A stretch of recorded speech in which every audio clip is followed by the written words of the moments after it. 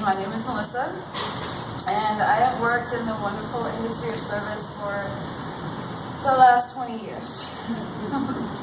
So, that's incredible. You can imagine what I've seen. I worked at Humble Pie, I worked at Vertigo, I've worked at Kings for the last 10 years. I have seen grown men throwing temper tantrums because I've asked them to do something, and I was a woman and younger and in charge. People refuse to buy bottles of French wine at a boutique store because, you know, George W. Bush said something about freedom fries. I've seen town drunks come in and just spit on the floor in the middle of the dinner service. I've had a certain restaurant owner come in with sunglasses on and turn down all the lights in the restaurant because it was too bright for his world. You guys might know who I'm talking about, some of you. I've had one woman take off her pants and show me both her front and backside because she's 3 times. I've already told her she's tried to pay her fucking tab, but that's obviously the appropriate response. Yeah. I've also had somebody lob pint glasses at me and a coworker because we cut them off. Obviously, I made the right decision. We lost some liquor bottles, but nobody was injured in that one. It's just some of the fun times I've had while working in this kind of world. Yeah. But, excuse my cadence too, I'm a little nervous and I didn't have time to practice. But I won't be sharing any of these in full detail. Tonight I'm going to tell a story about Kings, of course. Not this Kings, but the one in McDowell Street. Some of you guys have been there, I'm sure. That's where that gaping hole is now in between Pools Diner and that parking lot. So up until a week and a half ago, I've been working at Kings for 10 years. I've seen lots of shows, movies, served a shit ton of beverages. But this is about a barrister's ball. Anybody ever go to a barrister's ball? I see you. Every year there'd be this big old fancy ball. Fancy. There's also a warehouse behind Kings that would host an after party after the ball. So everybody's ready, you know, they get there and there's an after party, they know what's gonna happen. Just keep this in mind. It's a costume party, if you don't know, with like 6 choices of costumes. You're a lawyer, the barrister, judge, Catholic priest, Catholic schoolgirl. Why Catholic schoolboy wasn't an option, I don't know. But pimp or prostitute. That's it. So I'm a little foggy on all the details. I hate to say it, that was a long time ago and I have seen a lot of things. But I'm going to try to tell you the events that happened that night to the best of my ability. So let me just give you an example of one of these party goers. 6 foot tall, full length purple fuzzy jacket, matching scepter / pimp cane, complete with mirrored sunglasses and a leopard print fedora. It's just some of it. So you now hopefully understand that Kings is about to be filled with 500 people that look all like this. Or the aforementioned costumes. Let's see. First 2 customers that entered the building that night, they're wasted. They're not in costume. And they start being total dicks. Just the only 2 guys in the bar being assholes. Not that far of a stretch. I can remember, I can't remember what they said, but I'm pretty sure that they called me a bitch or something like that. Which is a no-no. I'm just going to tell you guys now. Don't call your bartender a bitch. It's a great way to not get served, especially if you're already being a dick.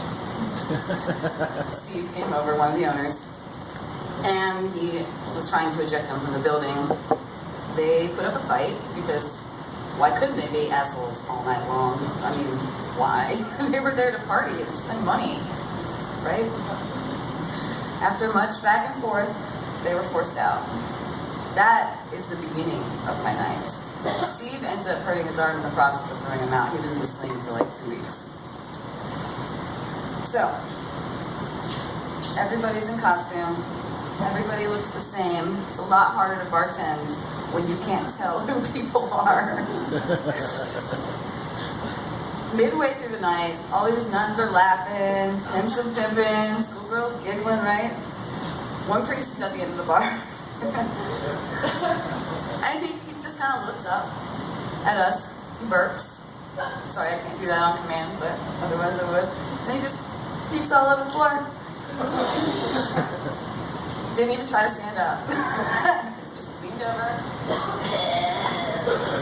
Then he looks up and he's like, "Can I get a drink?" What? No, you gotta go. Clean that up. Oh well. The night goes on. This is only the middle. So we're getting close to the end, finally. And those hands are climbing close to that lovely hour of 2 a.m. But it's a party, right? Paul, one of the other owners, climbs up to the clock and pushes that shit back. Okay, cool. Cheers, everybody drunken. Yay! Liquor, shots, everybody, woohoo, party of kings. Cigarettes are relit. That was a time when you could smoke in the bar. I could even smoke behind the bar, which I probably did when I saw the hands being pushed back. So I look at the other two people trapped with me behind the bar. Questioning eyes were like, what is happening? Why is this happening? We've been busy for quite a while. And I don't know if you guys are familiar with the term in the weeds. I'm not necessarily in the weeds, but when you're consistently busy for more than 3 hours, it's intense. It's kind of like you're going through a war. I mean, not to downplay a war, but you and the world. Everybody wants a drink. 30 seconds, the eyes, they just stare at you, but they're all nuns and they're priests and they're pimps and they're prostitutes. So I'm also at the same time wondering, why did he push his hands back? Because there's a party in the warehouse waiting for everybody to just go on over there and have a grand old time. But we continued to serve those drinks. They're all wasted. Like time change wasted. When you have that extra hour, which they got another extra hour without even planning. So those hands finally inch closer to 2 again. Damned if he doesn't get up there and push those things back again. Okay. Everybody's loving life except for me and the other 2 bartenders.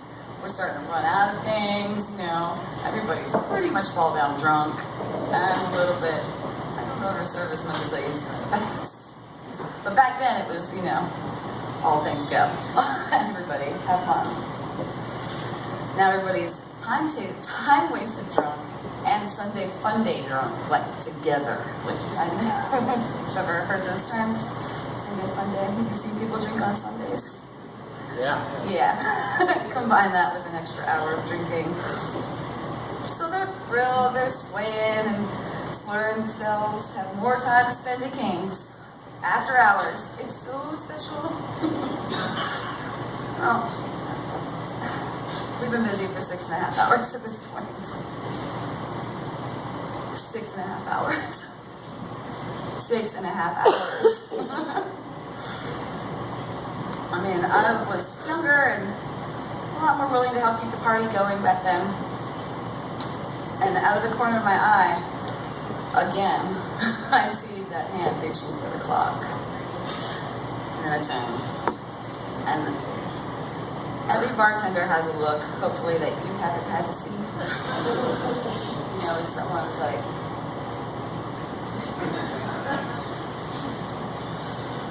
that's the look I gave him. This will stop.